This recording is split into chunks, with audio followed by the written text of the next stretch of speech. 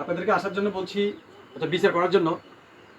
আমার হাজব্যান্ড, আমার স্বামী প্রতি রাত্রে নেশা করিয়ায় আমার গায়ে হাত তোলে এবং বিশ্রীভাবে গালিগালাজ করে।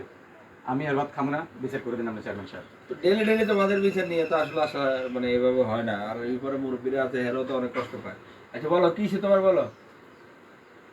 চেয়ারম্যান সাহেব আসলে কি বলবো, যে আপনাদেরকে এভাবে কষ্ট দিতেছে এভাবে আইনে, এটা তো পুরো একটা মিথ্যাবাদী। হ্যাঁ, আমার নামে একটা মিথ্যা অপবাদ দেওয়া, কার থেকে এলাকা থেকে কার থেকে কি শুনছে এখন আপনাদেরকে এসে বলছে। যদি সত্যিকার কিছু হইতো আপনারা শুনতে পাইতেন, ঠিক আছে না?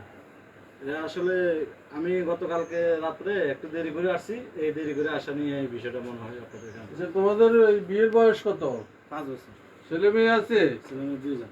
তোমরা ছেলে মেয়ে 2 জন, আলহামদুলিল্লাহ। তোমরা তো ছেলে মেয়েদের দিকে তাকে নিজেরা ভালোভাবে সংসার করতে পারো। ছেলে মেয়েদেরকে শিক্ষিত করবা, ইসলামী মাইন্ডে বড় করবা, নামাজ কালাম শিখাবা, নিজেরা নামাজ পড়বা, কোরআন তালাওয়াত করবা। তোমরা এখন এই সময় কি ঝগড়া বিবাদ করার সময়? চলতেছে তো আমাদের সুন্দরই সংসার চলতেছে। এখন কালকে রাত্রে হয়তো একটু দেরি করে আসাতেই কি এই জন্য আপনাদেরকে ডাইকে আনছেন না, কেতে কি শুনলো কি জানি। এদেরকে লাস্ট বারের মতো আপনি একটু ইয়ে করে দেন, না হলে কিন্তু আমি মেম্বারশিপ আরেকটা কথা আছে, উনি প্রতি রাত্রে দেরি করে, ওনার বউ আমার কমপ্লেইন দিছে কয়েকদিন। আমি রাতের 9টার পর বাইরে থাকা যাবে না। 9টার মানে সাথে সাথে বাসায় আসবা, ছেলে মেয়েদেরকে সময় দিবে, সময় দিবা। সামনের দিকে আমি চেষ্টা তারপরে আপনি একটা হার্ড ডেলি ডেলি তো এগো বিচার নিয়ে আসা। ওনাদেরকে একটা হার্ডলাইনে আচ্ছা বলে দেন। আপনি বলেন, আপনারা কি বলতে চান? না চেয়ারম্যান সাহেব, আমি ওর ভাত খাবো না। ওর মতন এত খারাপ লোক আমি আর জিন্দিগিতে দেখিনি চেয়ারম্যান সাহেব। কথা বুঝছেন? আমি ওর মতন খারাপ লোক, আমি ওর ভাত খাবো না, আপনি বিচার করে দেন। তাহলে হে তো বলছে যে আর ওই ভবিষ্যতে কিছু করবো না। ভালো না চেয়ারম্যান সাহেব, এরকম বহুত করছে। এই সান আমার মারে কি করছে দেখছেন? এই সান সেটা তো করছেই, সেটা এটা করছে অনেক দেখে আগে, আমি- এগুলো অনেক আগে। না চেয়ারম্যান সাহেব, আমি ওর ভাত খাবোই না। আপনারা এটা ইয়ে করে দেন, বিচার করে দেন।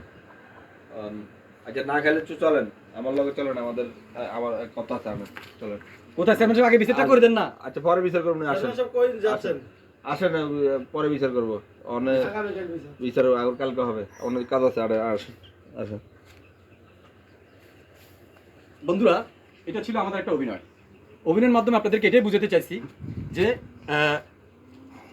দেখে শুনে একটা ছেলে একটা মেয়ে বিয়ে দিবেন, মেয়ে দেওয়ার পরে দেখা যাচ্ছে যে এরকম সমস্যা হতে পারে। তো এটা দেখার আগে, আপনার বিয়ে দেওয়ার আগে ছেলে কি করে, ছেলের ব্যাকগ্রাউন্ড কি, ছেলের বংশ কি, এগুলো সব কিছু যাচাই বাছাই করবেন। না হয় এই যে এখন যে চেয়ারম্যান যে একটা সুযোগ সন্ধানী বিচার করতে গেছে, যেটা আমার মতো বা আমাকে যাইতে বলতেছে ওনার সাথে, তো এরকম অনেকেই পড়তে পারেন। তাই আমি বলবো যে বিয়ে দেওয়ার আগে বা একটা সম্বন্ধ করার আগে অবশ্যই সব কিছু জেনে শুনে ভালো করে দেখে তারপরে বিয়ে দিবেন। তাহলে আমি মনে করি যে এরকম থার্ড পার্সন একটা লোক অথবা থার্ড পার্টি একজন লোক আপনার সংসারে আঘাত আনতে পারবে না, অথবা আপনাকে কোনো খারাপ দৃষ্টি দেখতে পারবে না, অথবা আপনাকে কুপ্রস্তাব দিতে পারবে না। তাই আমরা চাই নির্ঝামেলা মুক্ত একটা সমাজ গড়ি, পরিবার গড়ি এবং সুন্দর একটা মানে সমাজ গড়ার চেষ্টা করবো আমরা সবাই। কারণ একটা মেয়ে একটা অনেক আশা ভরসা নিয়ে আমরা বিয়ে দিই এবং অনেক আশা ভরসা নিয়ে একটা স্বামীর বাড়িতে যায়, ঠিক আছে। পরবর্তী দেখা যায় যে এই সমস্যাগুলো গড়ায়।